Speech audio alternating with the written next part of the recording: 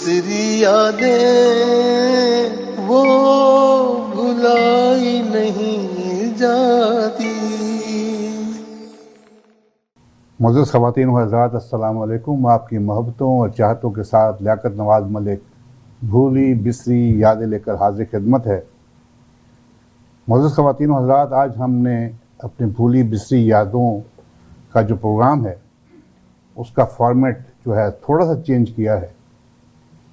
हमारी हमेशा ये कोशिश रही है कि पाकिस्तान की फ़िल्म इंडस्ट्री में या टेलीविज़न की जो इंडस्ट्री है उसके जो टेक्नीशियन हैं, उसके जो डायरेक्टर हैं, उसके जो मौसीकार हैं या एक्टर्स हैं,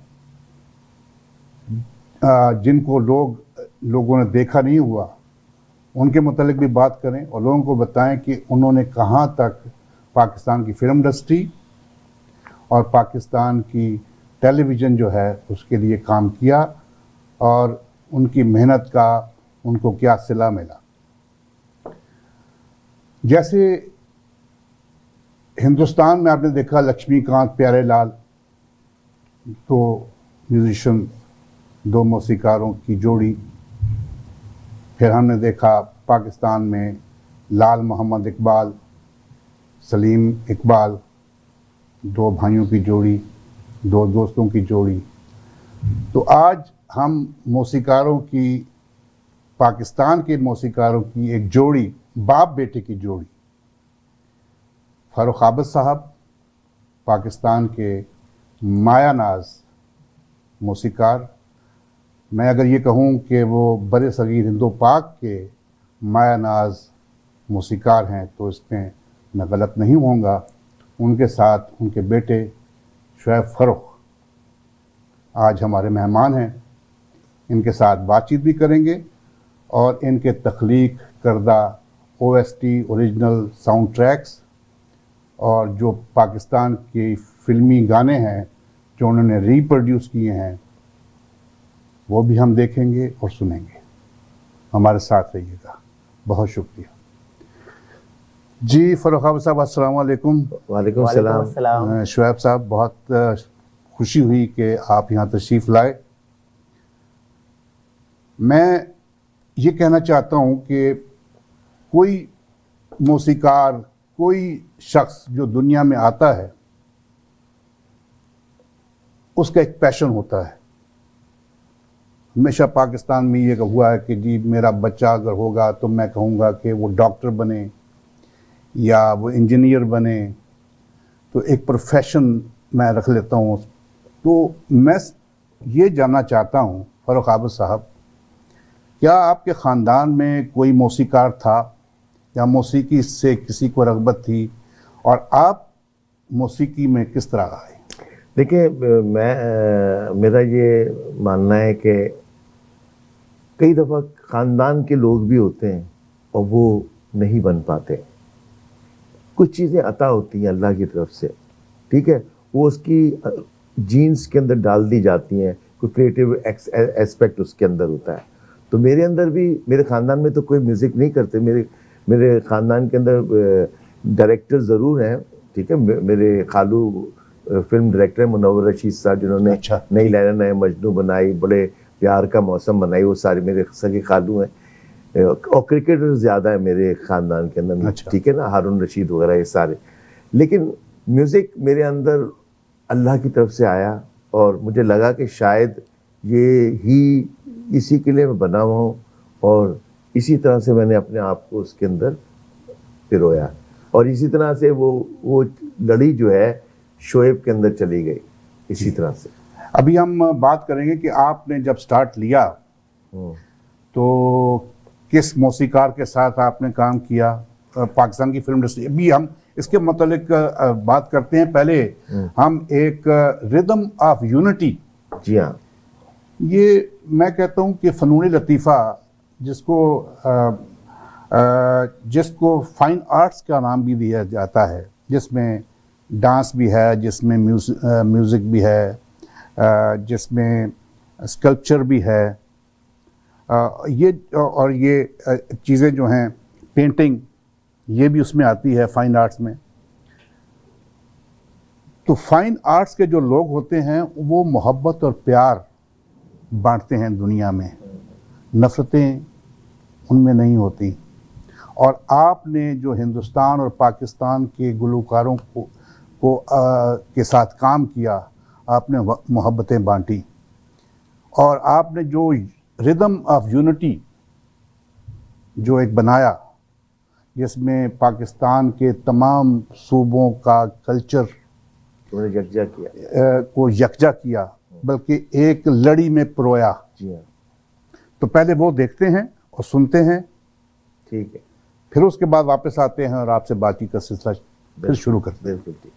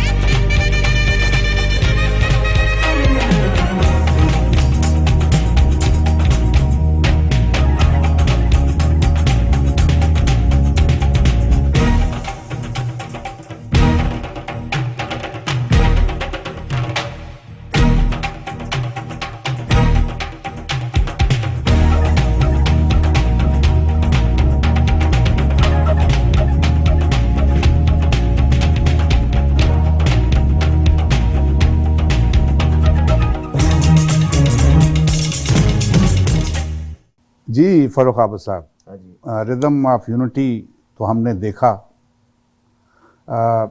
आप ये बताएं कि आपने पाकिस्तान में जब मौसीकी से रग़बत आपको हो गई बचपन से, तो आपने किस किस मौसीकार के साथ आपने काम किया है? देखिए मैं बांग्लादेश से आया था जी। तो इत्तेफाक की बात है, आलमगीर और मैं एक ही वक्त 1971 का मेरे हादसे था, एक ही वक्त 2 रिक्शे उतरे थे, वो भी था मैं भी था। अच्छा और उसके हाथ में भी गिटार थी, मेरे हाथ में भी गिटार थी। अच्छा मुझे फैक्ट है, हम एक साथ निकले, एक साथ एंटर हुए, ठीक है। और टेलीविजन के अंदर वहाँ इस ज़माने में एक प्रोग्राम आता था, फिरोज़ा प्रोग्राम, खुशबू अच्छा। शुजात का। अच्छा तो वो गाता था, मैं बजाता था, तो इतना फ़र्क था। वो गाने लग गया, मैं बजाने लग गया। यहाँ से हमारा म्यूज़िक की, क्योंकि एक ज़माने में पीटीवी होता था वहाँ, पहले तो और कोई चैनल होता नहीं था। अगर आपने पीटीवी में काम कर लिया, फिर हमने करीम शाहबुद्दीन साहब, जावेद मीर, मेहदी ज़हीर, लाल मोहम्मद इकबाल और जितने भी मौसीकार ने, बज़मी साहब आते थे, सोहेल राना साहब आते थे, जितने भी वहाँ पे म्यूज़िक डायरेक्टर इस सिंध से आते थे और फिर पंजाब से आते थे, तो उनके साथ मैं उस प्रोग्राम के अंदर हम शामिल होते थे, बजाया करते थे। और ये बज़मी साहब के साथ आपने, मैंने बज़मी साहब के साथ ही बहुत काम किया, बिल्कुल सही है। तो बज़मी साहब की एक धुन जो एक हुस्न की देवी, पहले मैं आपको रिदम ऑफ यूनिटी के मुताबिक थोड़ा सा बता दूं। जी जी। रिदम ऑफ यूनिटी एक advertising agency, spectrum advertising agency Pakistan के अंदर, ठीक है ना, उनका ये प्रोजेक्ट था। तो उसका तो मुझे उन्होंने कहा कि फ़रूख हम एक कल्चरल बेस्ड चीज़ बनाने चाह रहे हैं जिसमें चारों सूबों का उसके अंदर म्यूज़िक हो।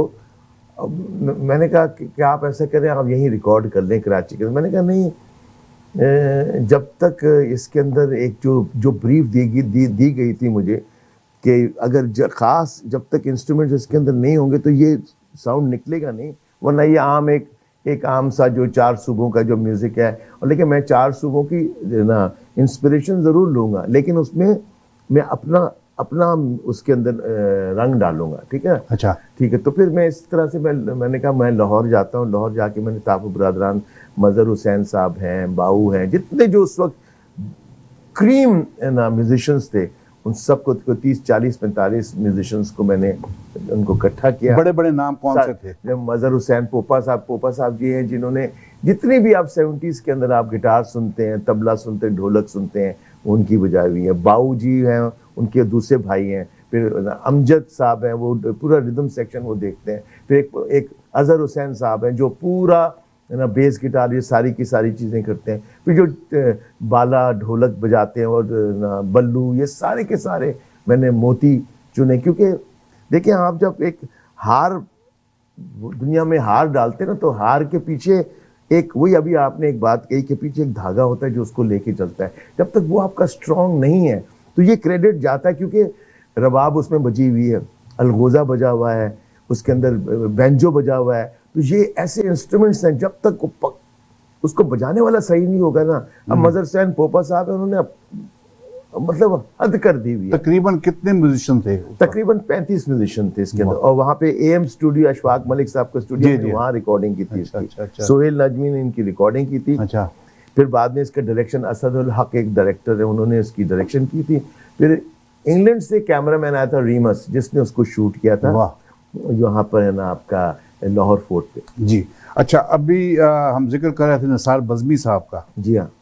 उनका एक गीत है, मेरी जिंदगी है नगमा में, नहीं, एक हुस्न की देवी से। नहीं, मेरी जिंदगी है नगमा। अच्छा, फिल्म थी। जी हाँ, बिल्कुल थी।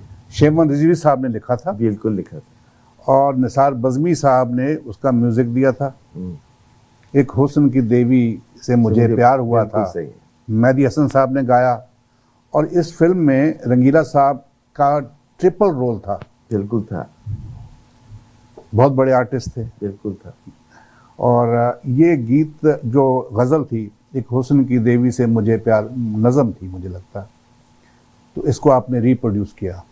इसकी कहानी के कराची में एक ब्रांड है, उन्होंने बोला कि जितने भी हम पुराने गाने हैं, जो भी ऐसे मशहूर सॉन्ग हैं, उनको रिप्रोड्यूस किया जाए। और मुझे बुलाया कि उसके अंदर म्यूज़िक का कलर आप अपना डालिएगा, धुन वही होगी।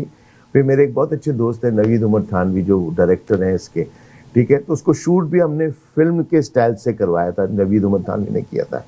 तो और फिर क्लाइंट की रिक्वायरमेंट थी कि इसका जो सिंगर है वो मेहदी साहब ही हों। अब जारी बात है, मेहदी साहब उस वक्त ऐसी उनकी कैफियत थी कि वो नहीं गा सकते थे। लेकिन उनके ऐसे ऐसे शागिर्द हैं जिन्होंने उनको पिया हुआ, जिन्होंने मेहदी साहब की खिदमत की हुई है सारी ज़िंदगी। तो एक सिंगर थे इकराम मेहदी, तो मैंने उनको लिया, उनको लेकर उनको रिकॉर्ड किया। फिर नवीद उमर थानवी साहब ने ये हम सुनते हैं, फिर उसके बाद फिर वापस आते हैं, फिर आपसे बातचीत करेंगे।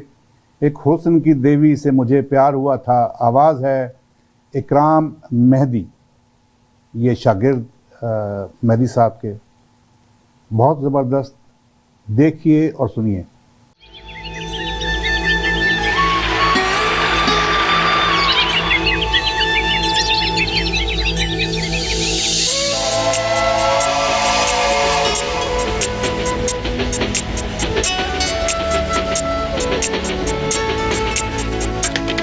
एक हुस्न की देवी से मुझे प्यार हुआ था, प्यार हुआ था।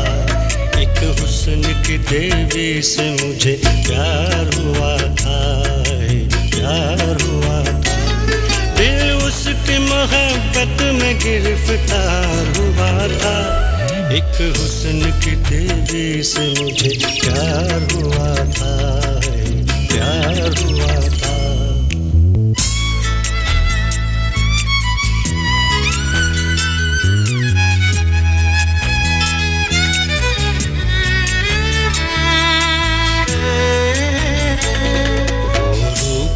जिस रूप से कलियां भी लजाएं, वो रूप है, वो जुल्फ के जिस जुल्फ से शर्माएं घटाएं, मैं खाने निगाहों में अदाओं में तराने, दे डाले मुझे उसने मोहब्बत के खजाने।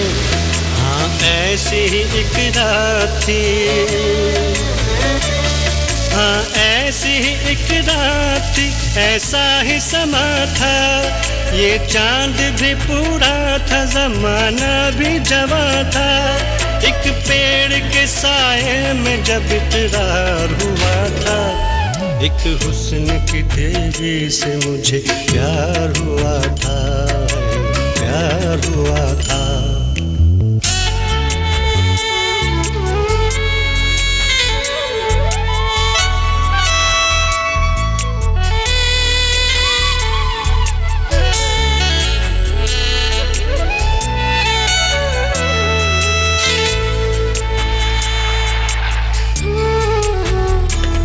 कश्मीर की वादी के वो पुरकैफ नज़ारे, कश्मीर हाय हाय, लम्हात मोहब्बत के जहाँ हमने गुजारे, अंगड़ाइयाँ लेकर मेरी बाहों के सहारे, गुलनार नजर आती थी वो शर्म के मारे, एक तरफा न थे हुस्न मोहब्बत के इशारे, उसने भी कई बार मेरे बाल संवारे, एहसास का जज्बात का इजहार हुआ था। एक हुस्न की देवी से मुझे प्यार हुआ था, प्यार हुआ था।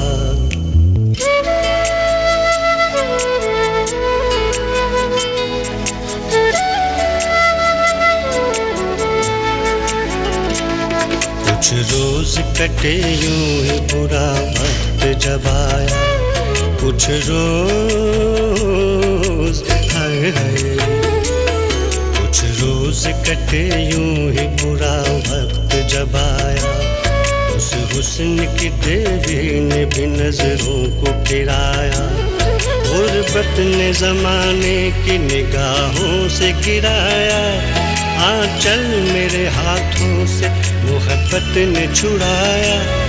एक रात को उसने मुझे सोता हुआ छोड़ा, चल गई वो कहीं प्यार को रोता हुआ छोड़ा, सोया हूँ मैं नींद से जागा जो सवेरे, वो जब न मिली छा गए आंखों में अंधेरे, तकदीर किसी को भी बुरे दिन न दिखाए,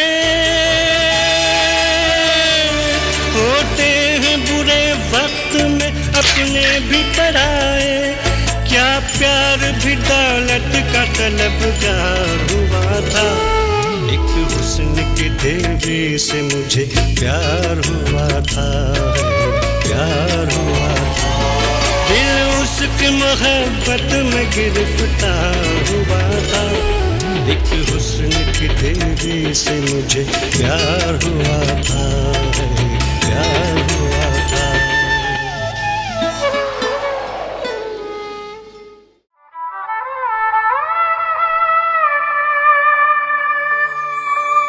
भूली बिसरी यादें वो भुलाई नहीं जाती।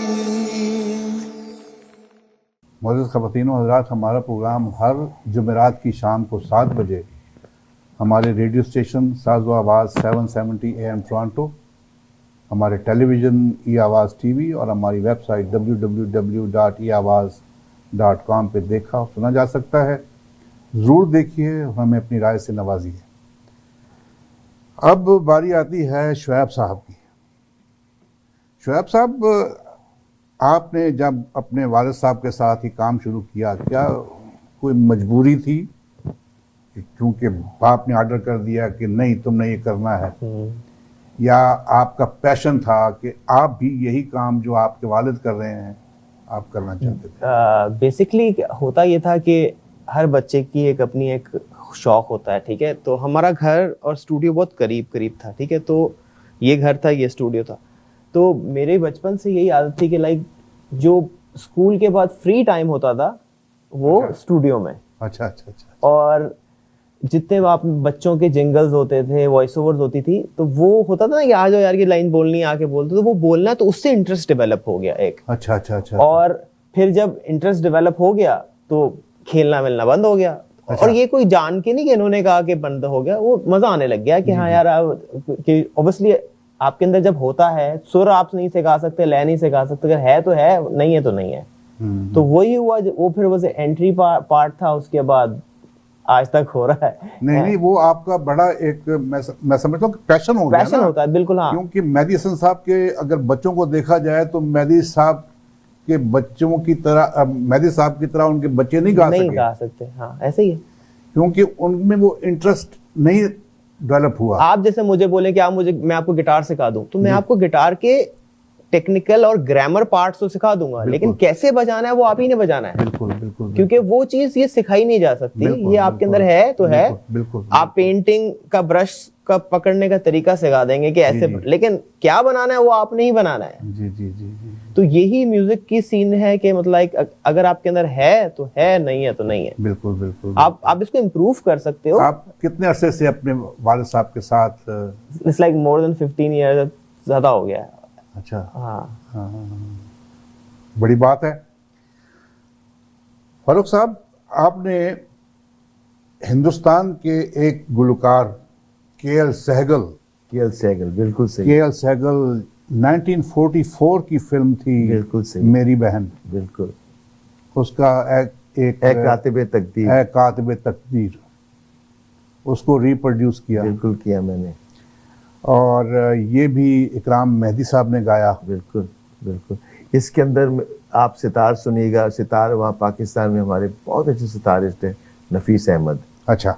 अब मेरी हमेशा से ये होती थी कि देखें, गाने के अंदर जो सिंगर तो है, लेकिन जो म्यूजिशियन उसमें बजा रहे हैं, अगर वो अप टू द मार्क नहीं है या एक लेवल पर नहीं आया है, तो गाना कभी नहीं बन सकता। आप उसमें एक पीस सुनिए, ये कातिबे तकदीर के अंदर सितार के इंटरवल पीस हो गया, बार पीस हो गया, वो तो ये जगजा मैं करता था इन लोगों सबको, और सबसे प्यार करता था। और क्या खूबसूरत गाना उन्होंने बजाया। बस ख़वातीन व हज़रात, ये गीत सुनते हैं और देखते हैं। ए कातिबे तकदीर, आवाज़ इकराम मेहदी, और मौसीकार हैं फ़ारूक आबद साहब और शुएब फ़ारूक। देखिए और सुनिए।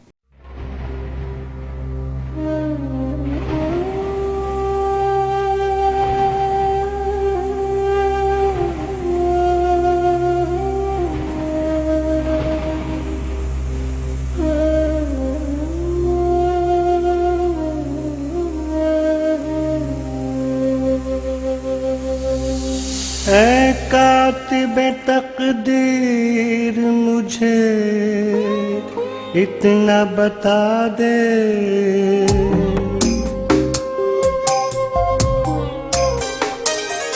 ऐ कातिबे तकदीर, मुझे इतना बता दे, इतना बता दे, क्यों मुझसे खफा है तू, क्या मैंने किया है।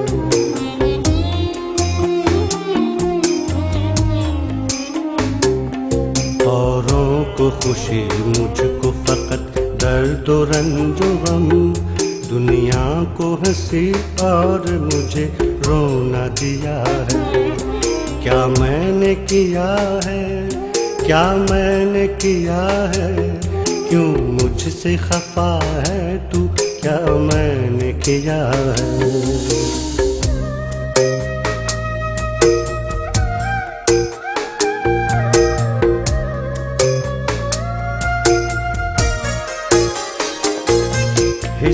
में सबके आए हैं,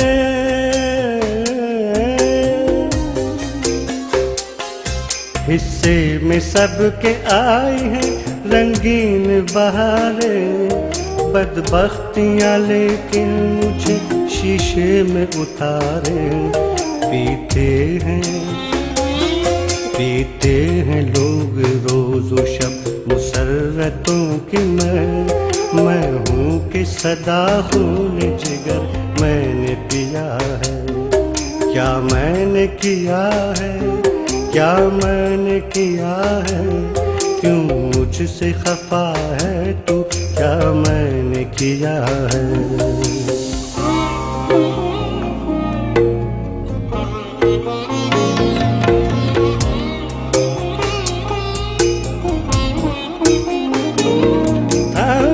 के दम कदम से ये आबाद आशियाँ,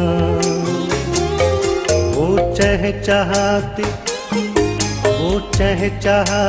बुलबुल जाने गई कहाँ। जुगनू की चमक है न सितारों की रोशनी, इस गुप्त अंधेरे में है मेरी जान पर बनी। क्या थी खता कि जिसकी सजा तूने मुझको दी। क्या था गुनाह के जिसका बदला मुझसे लिया है। क्या मैंने किया है, क्या मैंने किया है, क्यों मुझसे खफा है तू, क्या मैंने किया है, क्या मैंने किया है, क्या मैंने किया है, क्या मैंने किया है।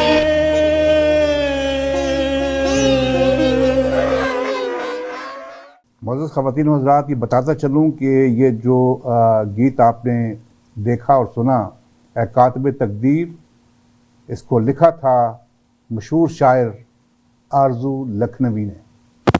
क्या बात है। अब एक OST, बिल्कुल मेरे आस पास, बिल्कुल ये उस दौर का ड्रामा है जब आतिफ असलम नए आए थे। मेरे से उसका पहला दूसरा आदत के बाद ये दूसरा तीसरा गाना होगा, और हम टीवी के भी इनिशियल स्टेजेस पर ये ड्रामा बना था। और हदीका कियानी भी नई नहीं, हदीका कियानी तो पुरानी थी, लेकिन हदीका कियानी के साथ बहुत यंग थी। हाँ, हदीका कियानी और आतिफ असलम के साथ मैंने ये ड्यूट बनाया था। ये तो टोटल ओरिजिनल सॉन्ग है, ये रिटन बाय मोमना ने शायद लिखा था इसको। अच्छा, ये अब देखते और सुनते हैं, बिल्कुल सुनिए, फिर वापस आते हैं।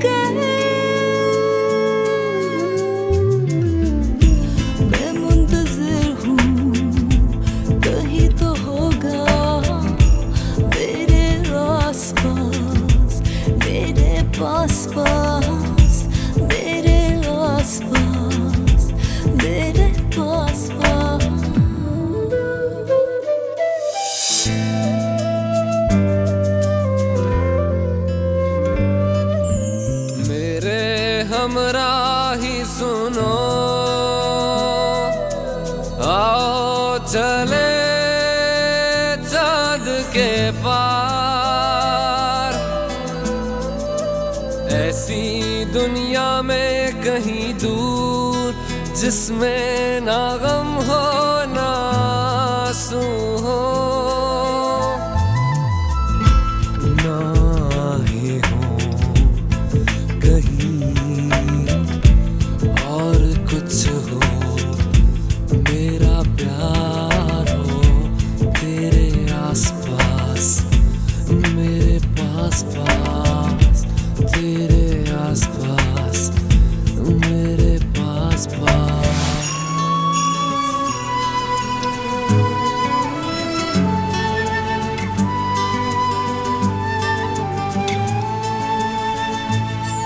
यकीन है मुझको कि तुम भी एक दिन चले ही आओगे, मैं जी उठूंगी कि तुम जो होगे मेरे आसपास, मेरे आसपास, मेरे पास पास, मेरे आसपास, मेरे पास पास।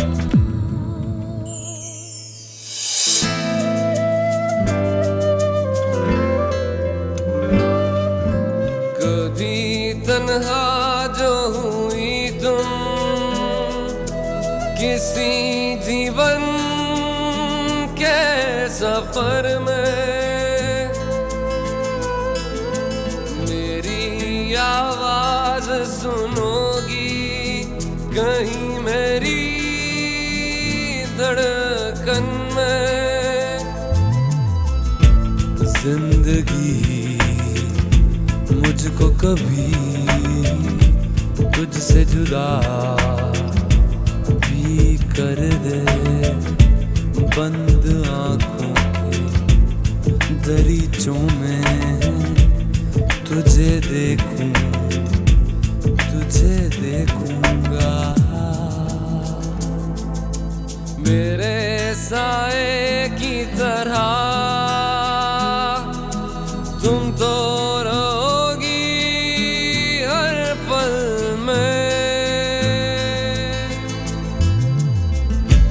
तेरे आसपास, मेरे पास पास, तेरे आसपास, मेरे पास पास, तेरे आसपास, मेरे पास पास, तेरे आसपास, मेरे पास पास, मेरे आसपास, मेरे पास पास,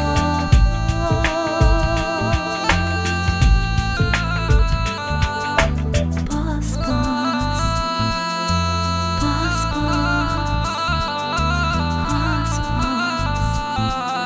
पास पास, पास पास, पास। जी फरूख साहब, आप जब हम बात कर रहे थे आतिफ असलम और हदीका कियानी की, और आपने बड़ी मानी खेज मुस्कुराहट जो है वो आपके चेहरे पर आई। अब शुएब भाई भी बैठे हैं, उनके सामने हम ऐसी बात तो कर नहीं सकते, बहरहाल अब करनी तो क्योंकि आपकी जोड़ी है। तो ये क्या आपने फरमाया कि कुछ हसीन यादें हैं, तो क्यों नहीं नहीं, मैं ये कहता कि बहुत ये इनिशियल स्टेजेस जब ये ना ये आपकी घबराइए नहीं, मैं बिल्कुल फ्री होके आप बताइए। भूली बिसरी यादें जो है आपकी, ठीक है ना। जी जी। हदीका मेरी बहुत प्यारी बहन है, छोटी बहन है, और बहुत, और मैं कहता हूँ कि मेरे साथ उसने बहुत जिंगल्स गाए हैं, बहुत गाने गाए हैं, और उसके अंदर एक अभी भी उसके अंदर एक बेचैनी वाला बचपन है, वो साथ चिपकी हुई रहती थी। फरूक भाई यूँ करना है, यूँ करना है, मैंने कहा इसको यूँ करो, दास यादों को यूँ करो, और इस तरह से जो एक लगन और आग होती है एक अच्छे फनकार की। और आतिफ ने भी बहुत आके उसको ना आके गाया, और उसको, हालांकि इनकी रिकॉर्डिंग मुख्तलिफ डिफरेंट वक्त पे हुई थी, लेकिन बहुत मेरी यादें हैं उस पूरे ना उसके साथ उन गाने से। देखो, इसीलिए हम ये प्रोग्राम जो है भूली बिसरी यादें करते हैं फरूक भाई के, लोग जो हैं समझते हैं कि ये एक दम का काम है, जो गाना कोई पिक्चराइज हो गया, फिल्म बन गई 3 घंटे की। अब तो काफ़ी डिजिटल काम आ गया, बहुत हो गया सर, लाख डिजिटल काम आए। लेकिन आपको याद होगा कि फिल्म जब बनती थी तो साउंड रिकॉर्डिस्ट उधर बैठा हुआ है, एक भोपू सा ऊपर से आया हुआ है, और कैमरा जो है उसमें कोई ऑडियो नहीं है। फिर उसको बाद उनका अनमैरिड साउंड उधर है और कैमरा इधर है। फिर उसको बाद मिक्स करते थे, एडिटिंग करते थे, बड़ा मुश्किल काम था। फिर कैमरे आ गए जिनमें ऑडियो भी थी। देखिए, पहले पुराने ज़माने में जैसे एक गाना भी रिकॉर्ड आप करते थे तो उसके अंदर एक बड़ा हॉल होता था, तो एक सिंगर बूथ होता था, 4 ट्रैक्स मशीन होती थी, ठीक है ना, और सारे म्यूजिशियंस ऑन द सेट बैठे हुए होते थे।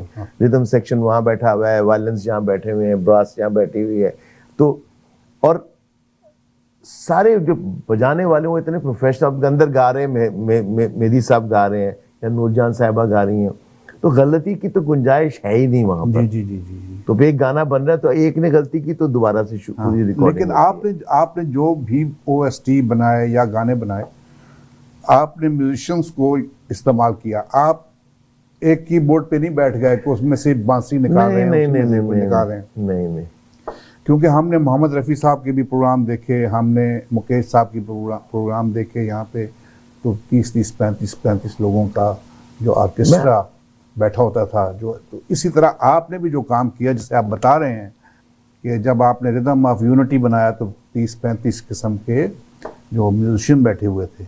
अब मेरे आसपास देखिए कि इसमें फ्लूट बजी हुई है, हाँ। समझे? ये सारे मैं बिलीव ही नहीं करता हूँ ताकि ऑटो प्लेइंग पे मैं बिलीव नहीं। मैं समझता हूँ दुनिया में इंसान है, आपको ह्यूमन फीलिंग और ह्यूमन एक्सप्रेशन म्यूजिक से, इंस्ट्रूमेंट से देना है। अब एक और गीत देखते हैं, जिंदगी में तो सभी प्यार किया करते हैं, क्या बात है, मैं तो मरकर भी मेरी जान तुझे चाहूँगा। ये मौसीक़ात थे खलील अहमद साहब, मेरे ख्याल से नहीं वही थे। मुझे अच्छा, यकीन है अच्छा। कि खलील अहमद साहब कराची, क्योंकि खलील अहमद साहब ने बहुत कम फिल्मों के लिए म्यूजिक दिया, और जो दिया वो बड़ा अच्छा म्यूजिक दिया उन्होंने। बहुत अच्छा गाना बनाया था। ये गाना गाया है नईम अब्बास रूफी से कराया था मैंने। ये पहले तो मेहदी हसन साहब ने गाया। ये फिल्म थी एक मुसाफिर एक हसीना, एक फ्लॉप फिल्म थी। इसमें दर्पण साहब हीरो थे और नैया सुल्ताना जो बन गई थी मलका जज्बात, उनको दोबारा हीरोइन की शक्ल में इस फिल्म में लेके आए थे। तो मौसीकार थे ये दर्पण साहब की प्रोडक्शन थी ये फिल्म भी। इसमें भी आप देखिएगा, इसमें तबला जो बजा हुआ है इस गाने में, इसका म्यूजिक टोटल चेंज किया हमने, इंटरवल म्यूजिक को, सारे म्यूजिक सारा इसके अंदर चेंजेस है इस गाने के अंदर। और ये नईम अब्बास रूफी उसने गाया, उन्होंने गाया था। देखिए और सुनिए।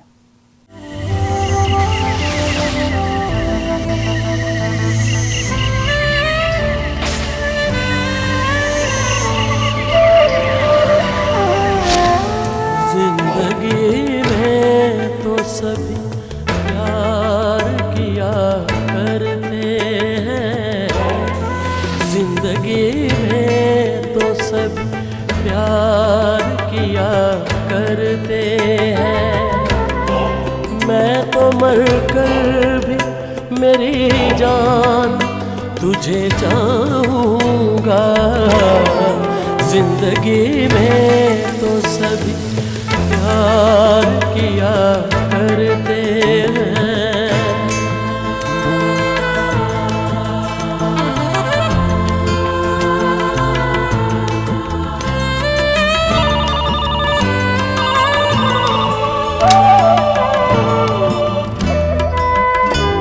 तू मिला है तो ये एहसास हुआ है मुझको, ये मेरी उम्र मोहब्बत के लिए थोड़ी है।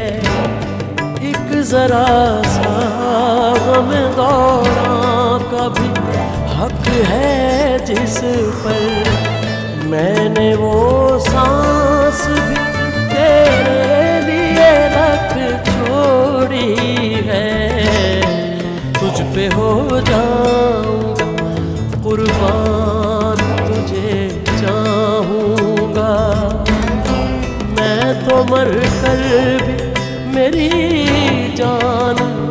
तुझे चाहूँगा। जिंदगी में तो सभी प्यार किया करते हैं।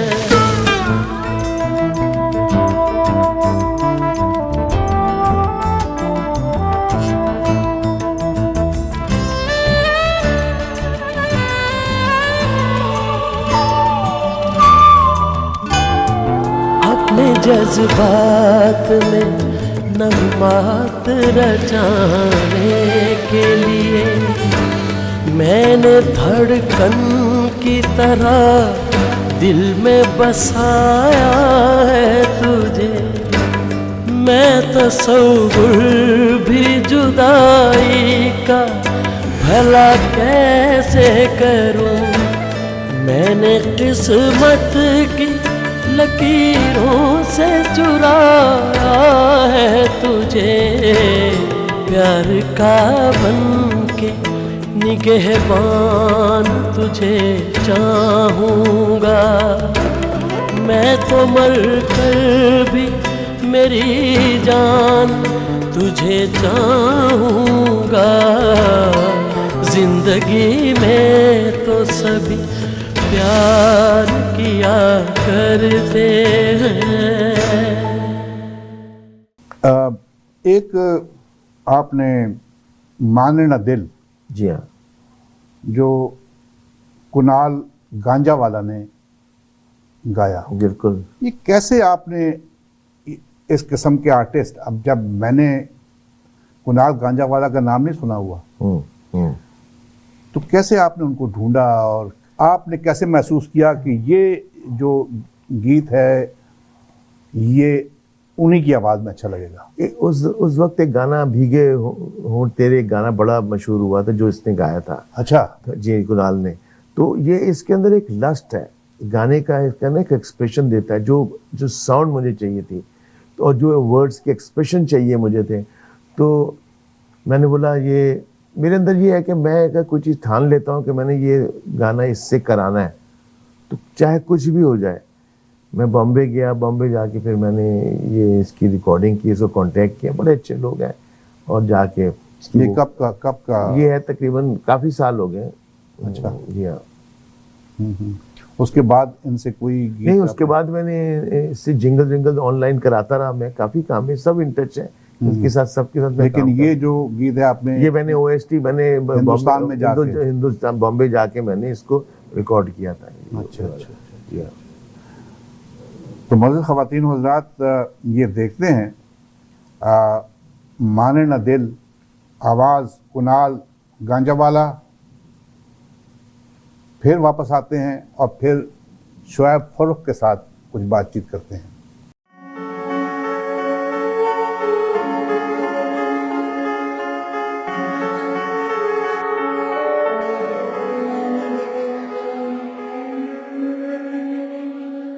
सुनी सुनी रातें, अनकही कुछ बातें, हल्की हल्की जलन, सुलग रहा क्यों है ये मन, कैसा है ये खालीपन, रुक गई क्यों धड़कन, हाय इश्क की अगन,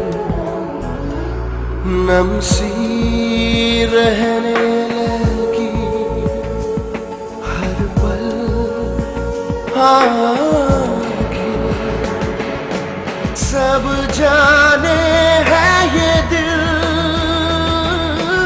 पर माने नए दिल पर माने ना ये दिल।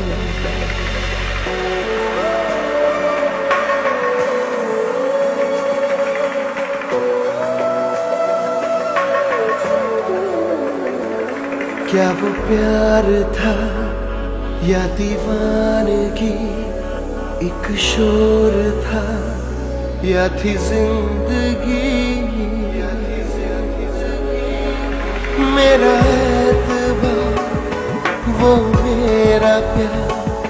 तेरे संग थी बहार, तेरे साथ थे जो हवा के रंग, चाहतों का गुरूर, हल्का सा सुरूर, जज्बों की तपिश से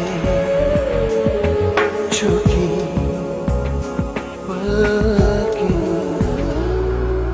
बिन कहे कर देती कैसे सब बातें, सब जाने हैं ये दिल पर माने ना ये दिल,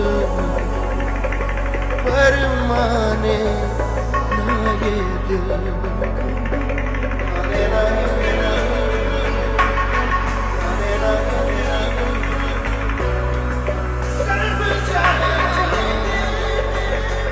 सोचा था क्या क्या हो गया, आई गम की शाम सब खो गया, वो दीवानगी मन की लगन, तेरे प्यार की पवन, मेरा पूछना तेरा रूठना, पागलपन मेरा वो प्यार था मेरा, यादों से जुड़ी है मेरी सांसें, कैसे तुझे भुलाऊं, कहीं मर ही न जाऊं, सब जाने हैं ये दिल पर माने ना ये दिल, पर माने ना ये दिल।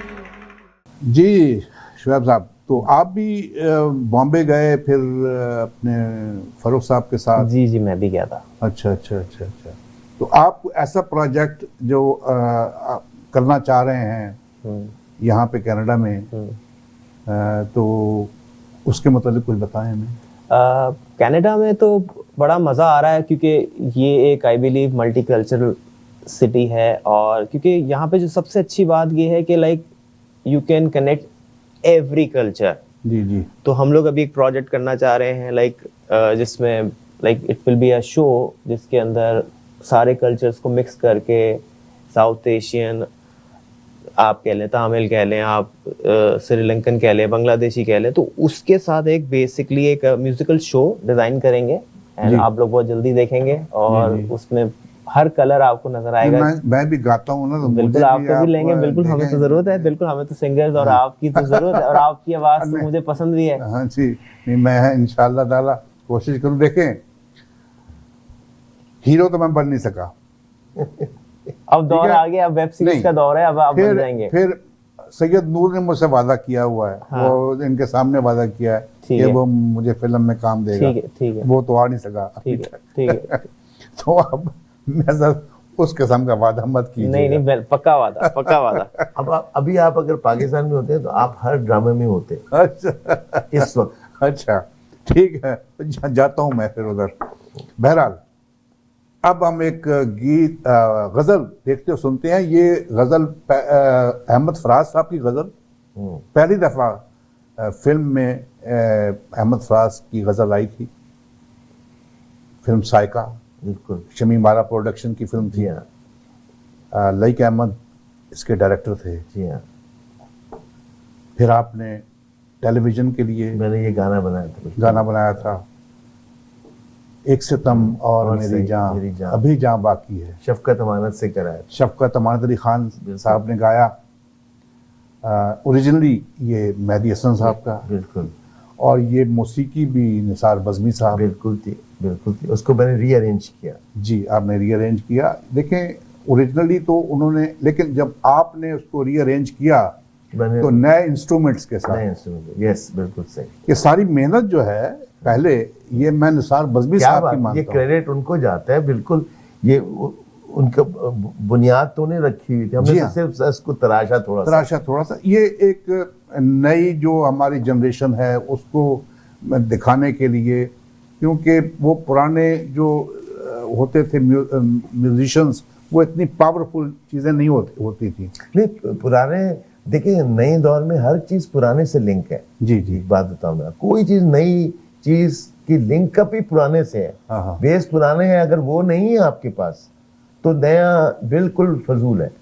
तो आपको अगर कोई चीज प्रोड्यूस करनी है तो आपकी जो फॉर्मूला है वो है पुराना। नहीं, फार्मूला तो पुराना ही ठीक रहेगा। है, जी तो जी। वो पता होना चाहिए ना। अगर नया बंदा कोई इंस्ट्रूमेंट सीखना चाहता है, कोई कीबोर्ड सीखना चाहता है, कोई भी गाना सीखना चाहता है, तो उसको वो फॉर्मूला को समझना जरूर नहीं, पड़ेगा। मेरा ये कहने का मतलब था कि देखिए, जब पुराना गाना आपने चलाया, तबला था, हारमोनियम था, ठीक है, सितार थी, 3-4 इंस्ट्रूमेंट थे जिसमें गाना हो गया। जब आपने उस गाने को रीअरेंज किया तो आपके पास बजाय 4 चीज़ों के आपके पास 10 चीज़ें थी। बिल्कुल थी। और उसका जो उठान है वो ज़्यादा आ गई। वो ज्यादा उठान, लेकिन मैंने उन पुरानी चीजों को भी रखा। मैंने ये नहीं किया कि पुराने को बिल्कुल डिस्कार्ड करके डिजिटली कर वो दिया, हो ऐसा नहीं सकता किया है। मैंने। हाँ। मैंने उनकी ह्यूमन फीलिंग को, नए को पुरानों के साथ मर्ज किया। जी। मौजूद ख़वातीन व हज़रात, देखते हैं और सुनते हैं एक सितम और मेरी जान, अभी जान बाकी है। आवाज़ शफ़क़त अमानत अली ख़ान और मौसीकी है फ़र्रुख आबद साहब और शुएब फ़र्रुख साहब की। देखिए और सुनिए।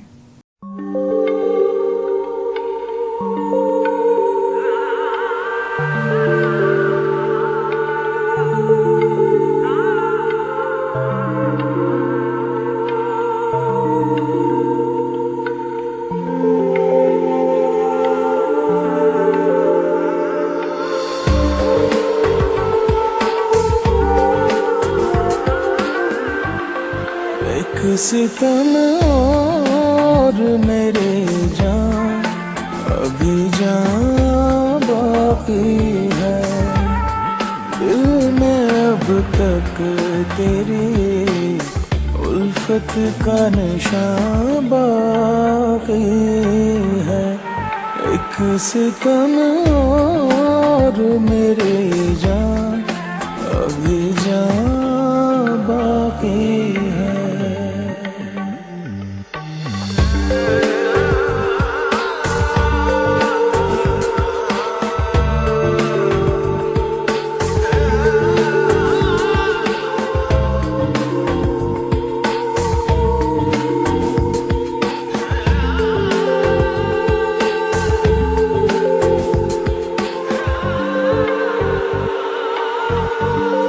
जुर्म तौहीन मोहब्बत की सजा दे मुझको, कुछ तो महरूमी उल्फत का सिला दे मुझको।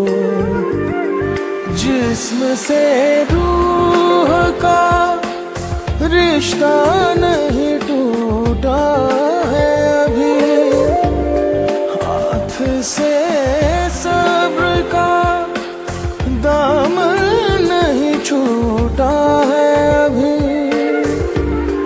अभी जलते हुए ख्वाबों का धुआं बाकी है। एक सितम और मेरी जान, अभी जान बाकी है।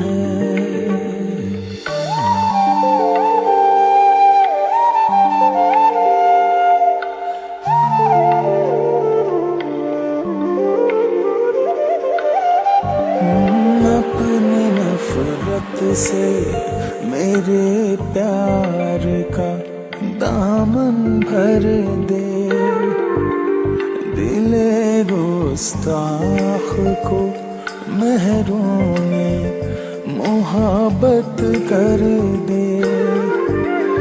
देख टूटा नहीं चाहत कहाँ से ताज महल, आके बिखरे नहीं महकी हुई यादों के कंवल। अभी तकदीर के गुलशन में खिज़ां बाकी है। एक सितम और मेरी जान अभी जान बाकी है। दिल में अब तक तेरी उल्फत का निशान बाकी है। एक सितम और मेरी जान अभी जान बाकी है।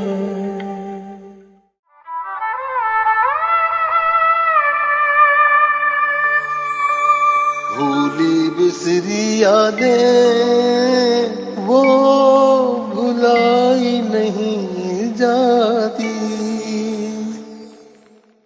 मौजूद ख़वातीन व हज़रात, हमारा प्रोग्राम हर जुमेरात की शाम को 7 बजे हमारे रेडियो स्टेशन साजो आवाज़ 770 AM टोरंटो, हमारे टेलीविज़न ई आवाज़ टीवी और हमारी वेबसाइट www.eawaz.com पे देखा और सुना जा सकता है।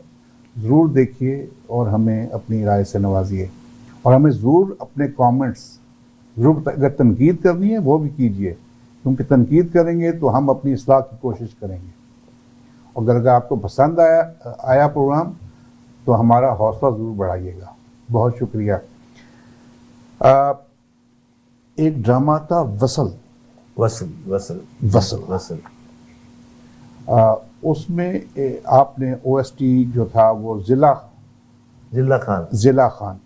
खान उस्ताद अल्लाह रखा, जो बड़े सगीर पाको हिंद के मशहूर तबला नवाज थे, उनकी बेटी जो बॉम्बे में रहती हैं। बिल्कुल। आपने उनको कैसे ढूंढा? पहले वो पाकिस्तान आई थी, पहले वो मस्कत में रहती थी। मस्कत से वो पाकिस्तान कराची आई थी, तो मेरा तारुफ कराया उनसे। तो मैंने जब उनकी आवाज़ सुनी तो मुझे ज़रा सी मुख्तलिफ लगी। तो लेकिन वो क्लासिकल गज़लें भी गाती थी, लेकिन उनकी एक लो ऑक्टेव की एक बड़ी अच्छी आवाज़ थी। तो फिर मैंने सजेस्ट किया कि यार एक गाना इनके साथ, मोहम्मद से कहा कि एक गाना होना चाहिए। उन्होंने कहा हाँ ठीक है। तो ये वसल का ड्रामा आया, जिसकी डायरेक्शन मेरीन जब्बार ने की थी, तो हमने इसको इस तरह से उनको दिया। ज़्यादातर आपने हम टीवी के लिए ही काम? मैंने हम सबके लिए किया है, हम के लिए किया है, जियो के लिए किया, जितने चैनल हैं ARY के लिए किया, सबके लिए तकरीबन किया। अच्छा। बहुत से गाने बना डाले। तो ये जिला खान का गीत सुनते हैं और देखते हैं, मौसीकी फिर आपको बताना पड़ेगा, नहीं बताते, चलिए बता देते हैं। फरोख आबद साहब और शुएब फरोख, देखिए और सुनिए।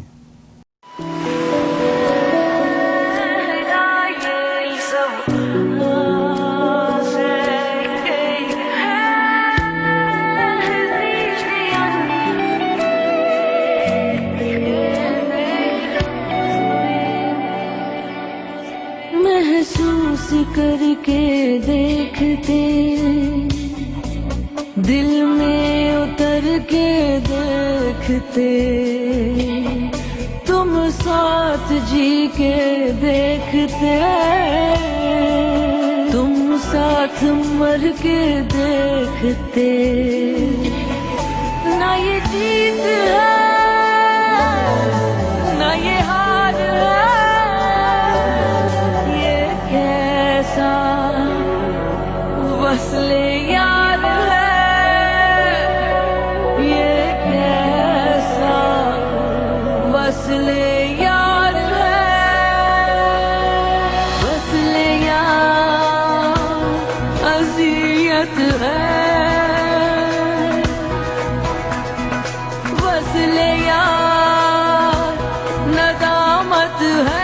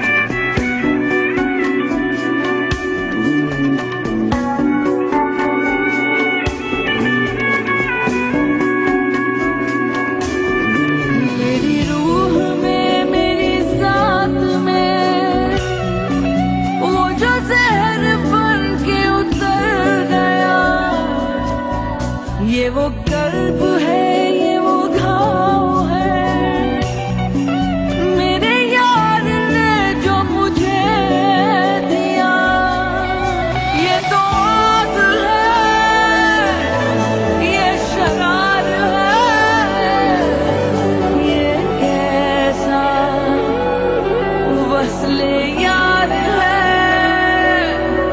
ये कैसा वस्ले यार है। आपने एक ड्रामा, ये मेरे मेहरबान ड्रामा ये किसका जियो था? के लिए किया था, जियो मैंने, के लिए जियो किया था। अब्दुल्ला के लिए किया था मैंने। आपने काफ़ी जो गीत हैं, OST जो हैं, ये राहत फ़तेह अली खान ने, मैं समझता हूँ कि ज़्यादा मैंने राहत भाई के साथ इसलिए किया, खान साहब के साथ, शफकत के साथ, क्योंकि ये मैं ज़रा सा ना बहुत घुस जाता हूँ उसके अंदर, लफ्ज़ों के अंदर, और ये बहुत जल्दी, मतलब मेरी इनकी मेंटल जो अंडरस्टैंडिंग वो इतनी ज़बरदस्त है कि वो मेरी बात को समझ जाते हैं, और जाहिर बात है अब कंफर्टेबल आप होते कंफर्टेबल हैं। भी हैं, और उनकी म्यूजिकल ग्रामर मेरे ख्याल से राहत खान साहब इस वक्त दुनिया के मेरे ख्याल से नंबर 1 सिंगर है। मैं ये समझता हूँ कि जो उन्होंने प्रैक्टिस की है, जो रियाज किया हुआ है, जो वो तलफ़ुज़ को, लफ्ज़ को, रिदम को समझते हैं, तो मेरे लिए बड़ा इजी हो जाता है उनको समझाना। अब एक क्लाइंट की भी डिमांड होती है, तो मैं कुछ नहीं कर सकता इस वक्त। तो क्या हम अपने नाज़रीन को, सामाइन को मेरे मेहरबान का OST बिल्कुल जो राहत फ़तेह अली खान साहब ने गाया वो हम दिखाते हैं? बिल्कुल दिखाइए। देखिए और सुनिए, ड्रामा है मेरे मेहरबान, और ये आवाज़ है उस्ताद राहत फ़तेह अली खान साहब। देखिए और सुनिए। अकेली जान पे जहाने हजार जुल्म किए, कभी तमाशा बनाया, कभी फरेब दिए, मगर मलाल न शिकवा न कोई परवाह है, मुझे यकीन है काफी है तू ही मेरे लिए। वो जो तिनका उड़ा गई, कोई दर्द व गम की हवाएं थी, मेरी बंदगी में थी क्या कमी, मेरे वास्ते जो सजाएं थी, मेरी जिंदगी में जो दुख लिखे, मेरे मौला क्या वो खताएं थी, जिन्हें आंसुओं में पिरोया था, वो मेरी अधूरी दुआएं थी।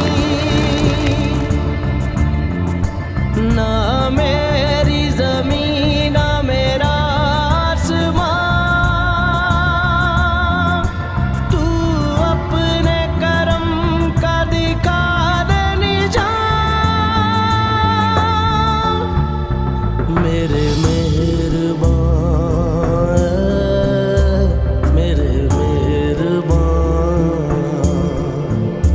मेरे मेहरबान,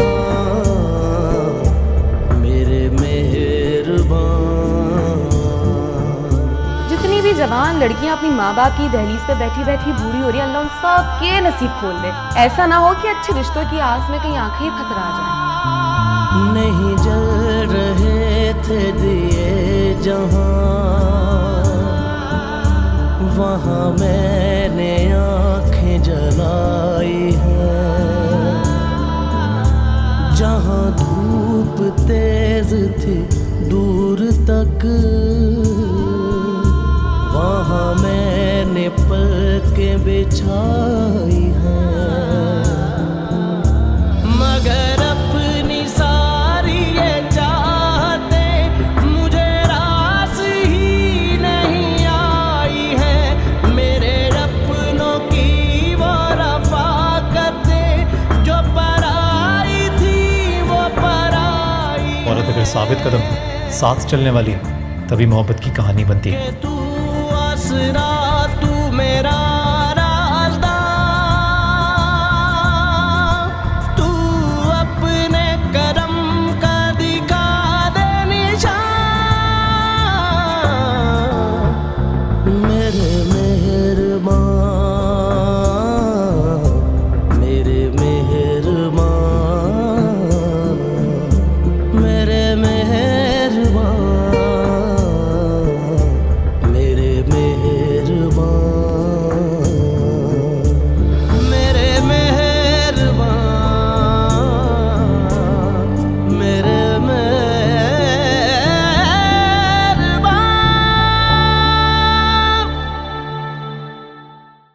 के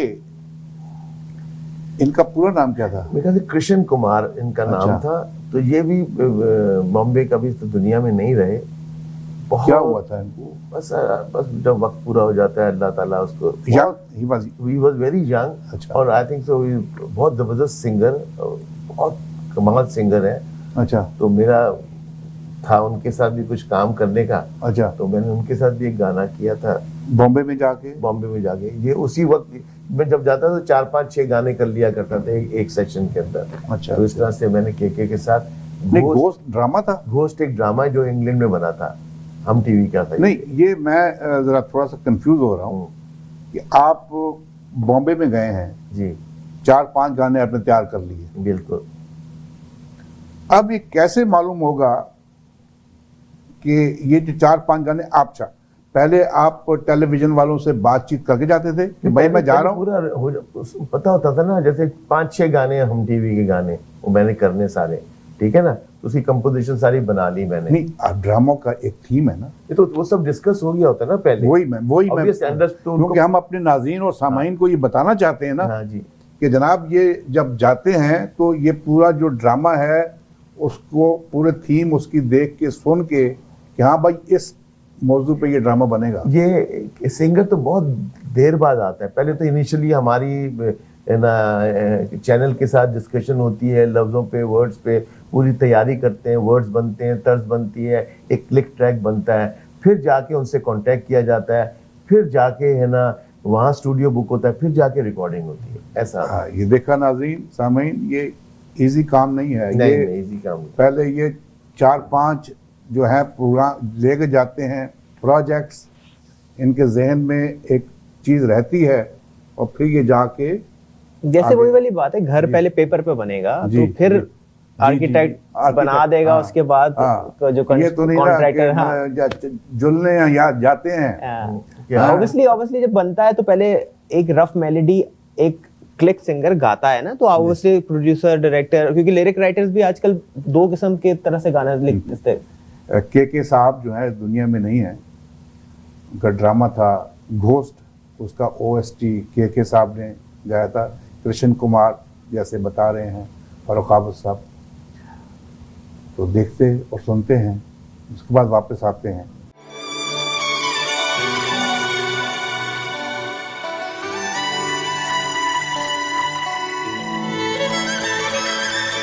काश तुमसे पूछ के बता दे हमको ये हवा, याद हमको करते हो या हमसे अब भी हो खफा। तन्हा चला चलता ही गया, जानू ना मंजिल है कहाँ। तन्हा चला चलता ही गया, जानू ना मंजिल है कहाँ।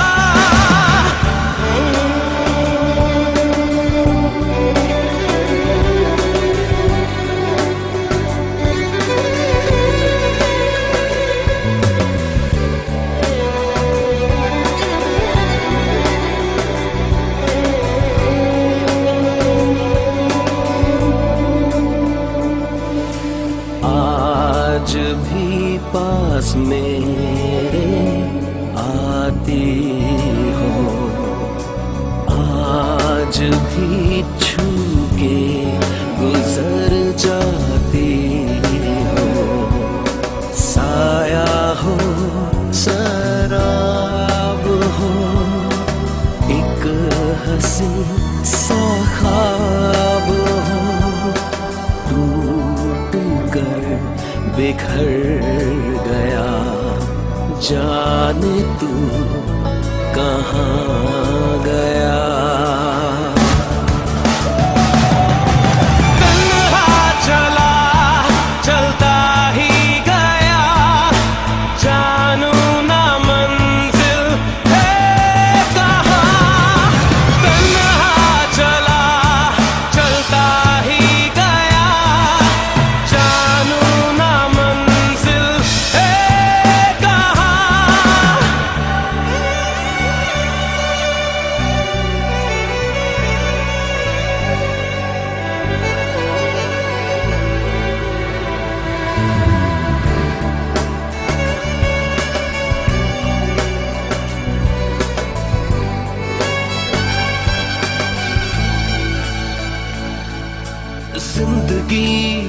दर्द है, दिल की दुनिया सर्द है, दर्द है जुदाई का, गम भी है रुसवाई का। जब से तू बिछड़ गया, वक्त यूं ठहर गया।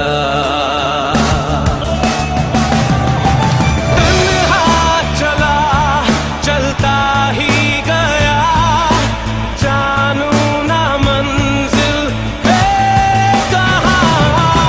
तन्हा चला चलता ही गया, जानू ना मंजिल है कहाँ। तन्हा चला चलता ही गया, जानू ना मंजिल है कहाँ। तन्हा चला चलता ही गया, जानू ना मंजिल है कहाँ।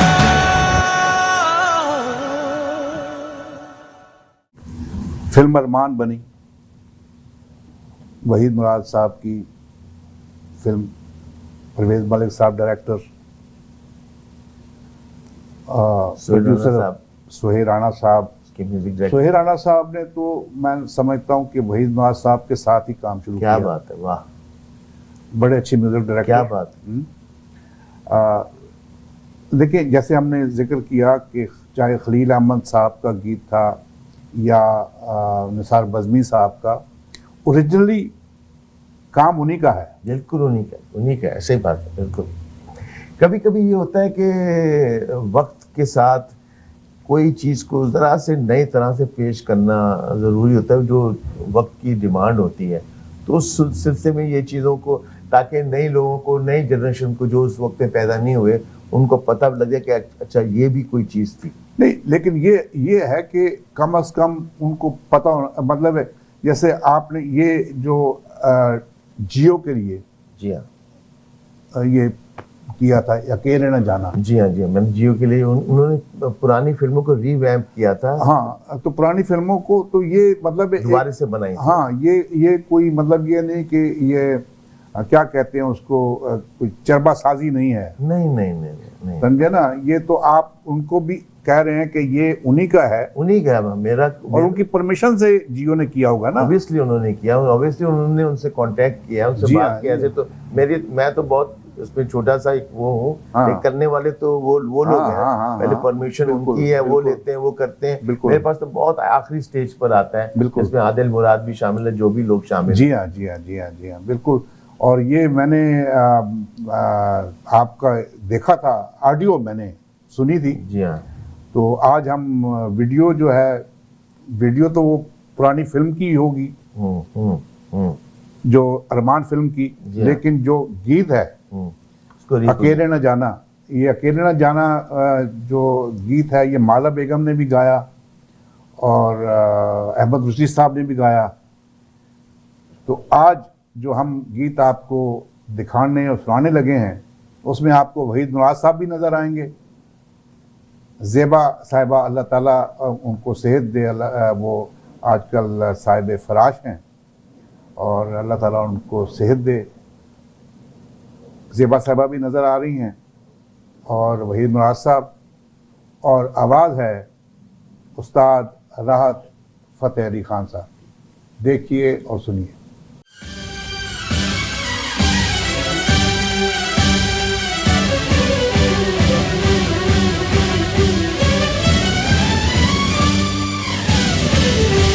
अकेले न जाना,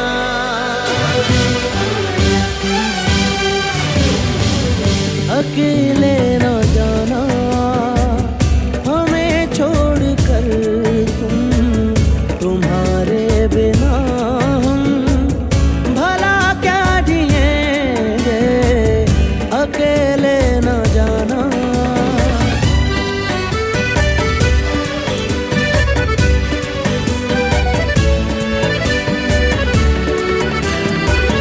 दिया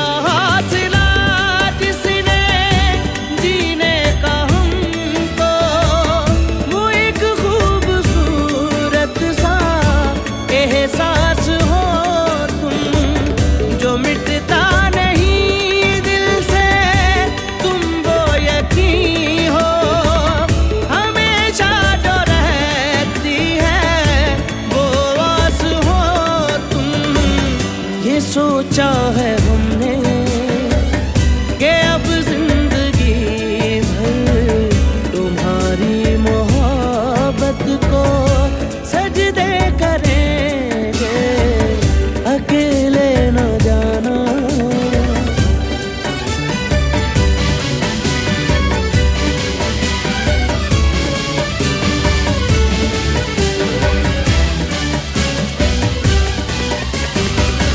फसाना जो उल्फत का छेड़ा है तुमने, अधूरा न रह जाए ये सोच लेना। बिछड़ कर ज़माने से पाया है तुमको, कहीं साथ तुम भी ना अब छोड़ देना। ये दुख ये उदासी ये आंसू ये आहें चले जाओ मिलके कि गम बांट लेंगे, अकेले न जाना हमें छोड़ कर तुम।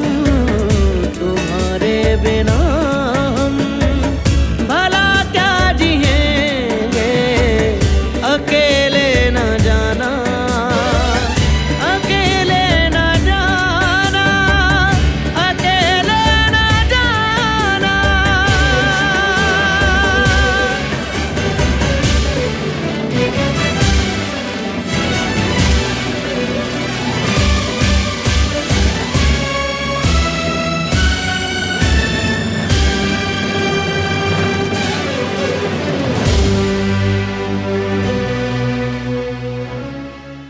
जी शुएब साहब, आप कुछ कहना चाहते हैं, कोई ऐसी चीज जो हमारे नाज़रीन को और सामाइन को ज़्यादा महसूस कर सके? बेसिकली देखिए, आजकल जितना भी ये पूरा जो प्रोग्राम है आपने नोट किया होगा कि अब ऑब्वियसली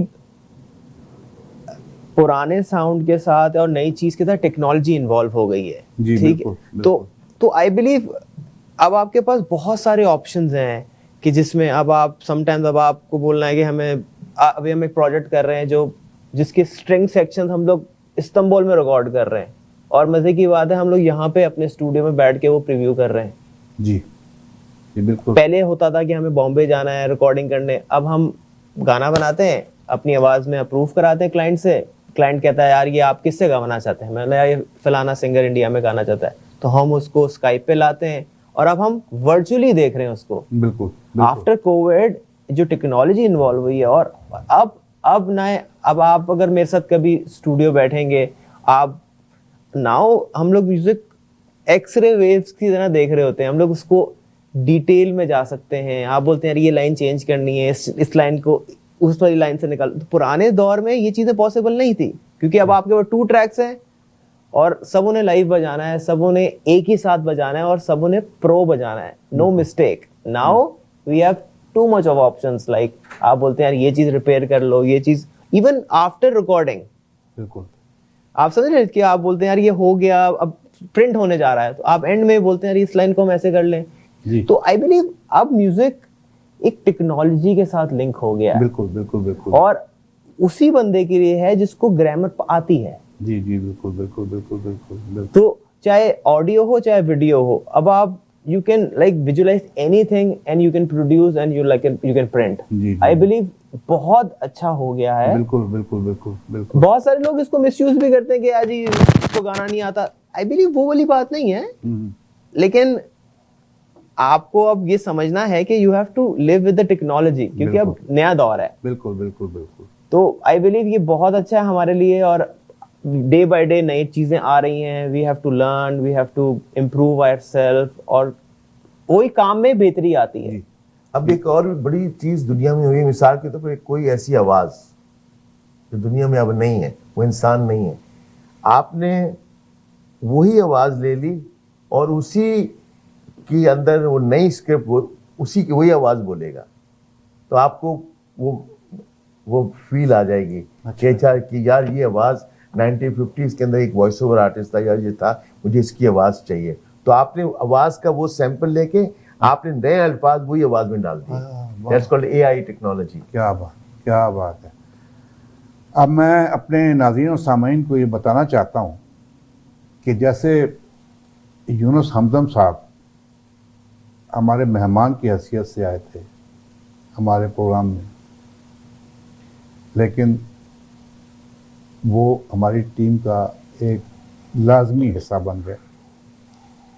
इसी तरह आज फ़ारूक आबद साहब और शुएब फ़ारूक साहब मेहमान की हैसियत से तो आए हैं, लेकिन जो एक दफ़ा मेरे प्रोग्राम में मेहमान की हैसियत से आ गया वो फिर इस टीम का हिस्सा बन जाता है। बिल्कुल बिल्कुल। और अब ये हमारी टीम का हिस्सा है और गाहे बगाए ये तशरीफ़ लाया करेंगे और हम नई जो टेक्नोलॉजी है म्यूज़िक की उसके बारे में बातें करेंगे, जो इनके नए प्रोजेक्ट्स हैं या उनके जो पुराने, हालांकि हज़ारों की तादाद में इन्होंने ये गीत जो हैं OST और दूसरे गीत इन्होंने बनाए हुए हैं, वो भी हम देखेंगे। ये भी भूली बिसरी यादें के साथ मुंसलिक हो चुके हैं, हमारे दोस्त हैं ये। तो मोअज़्ज़ज़ ख़वातीन और हज़रात, वक्त जो है बहुत जल्दी ख़त्म हो जाता है, क्या करें, मजबूरी है। मुझे यूनुस हमदम साहब को, फ़ारूक आबद साहब, शुएब फ़ारूक साहब, ज़ीशान अहमद और आमिर अहमद को अपनी दुआओं में ज़रूर याद रखिएगा।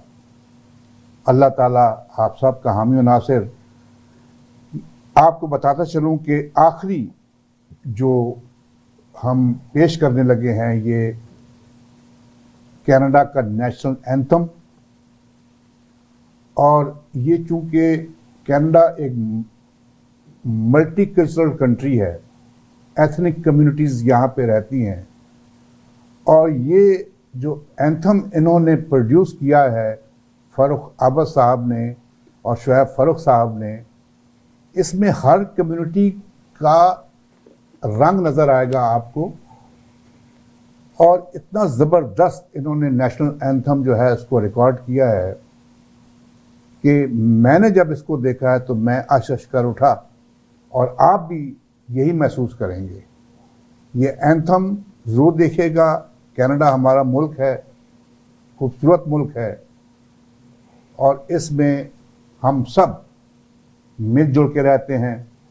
और अल्लाह ताला से ये भी दुआ है कि जो हमारा मुल्क पाकिस्तान है उसमें भी लोग मिलजुल कर मोहब्बत और आशती से। मैं आपको ज़रा सी ना लियाकत पे आके मैं छोटी सी एक समरी बताना चाहता हूँ इस एंथम के मुतालिक। जी, पहले मैंने इसको 17 में मैंने इसको फ्लूट पे बनाया। जब मैं टोरंटो में, मैंने सोचा कि कोई नई चीज़ करनी है, तो मैंने ईमेल लिखा। रॉब फोर्ड साहब होते थे, डग फोर्ड के भाई, रॉब फोर्ड, ठीक है ना, रॉब फोर्ड जो इस वक्त दुनिया में नहीं रहे, अल्लाह के। जी जी जी।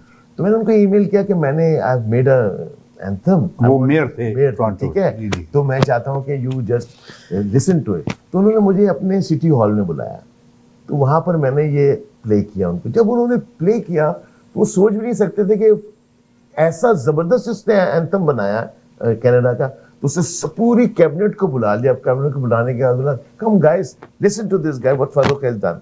तो उसने बहुत क्लैप वैप की।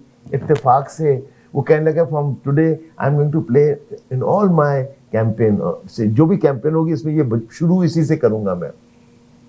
लेकिन फिर वो अल्लाह को फिर नहीं हो सके। फिर मेरे बहुत प्यारे दोस्त हैं इरफान सत्तार साहब जी, उन्होंने फिर मुझे अपॉर्चुनिटी दी, ठीक है ना, कि फ़ारूक तुम बनाओ इसको कल। तो ये एक सारा क्रेडिट मेरे ख्याल से इरफान सत्तार साहब को जाता है, जिन्होंने मुझे लेकिन आपको जो हौसला दिया वो रॉब फोर्ड ने दिया। रॉब उसने बनाया। लेकिन बाद में जब हमने ये जो मल्टीकल्चरल का बनाया, ये इरफान सत्तार साहब को क्रेडिट जाता है और ताहिर गोरा साहब को जाता है, जिन्होंने मुझे ये अपॉर्चुनिटी दिया। देखें, आप कुछ भी आप अच्छे हो, आपने मेरे को पे ट्रस्ट किया, आप समझते हैं मैंने जिंदगी में काम किया, तो आपने कहा नहीं फरूक ये काम दुनिया को पता होना चाहिए।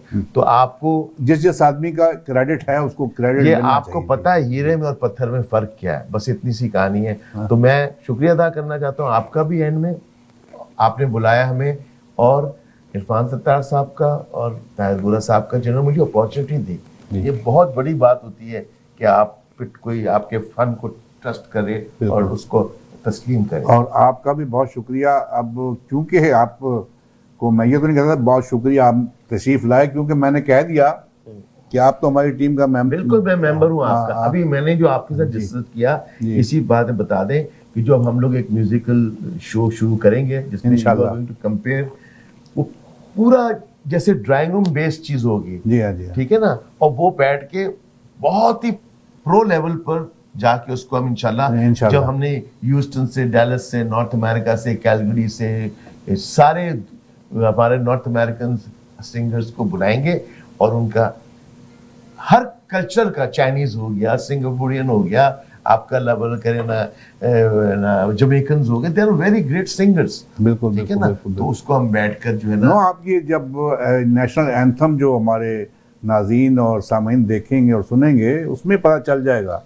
कि किस तरीके से आपने उसको अरेंज किया। उसको अरेंज किया। आप देखिए कैसे सितार यूज किए, गुजैन एक इंस्ट्रूमेंट है जो चाइनीज इंस्ट्रूमेंट यूज किया, सैक्सोफोन को यूज किया, बैक पाइप यूज किया, चित्र वीणा यूज किया। आप देखिएगा फिर आपको अंदाजा होगा। ओके ख्वातीनो हज़रात, ये नेशनल एंथम ज़रूर देखिएगा और अपनी दुआ में हम सबको याद रखिएगा। अल्लाह ताला आपका, हमारा, सबका हामी नासिर। पाकिस्तान जिंदाबाद, कनाडा पाइंदाबाद।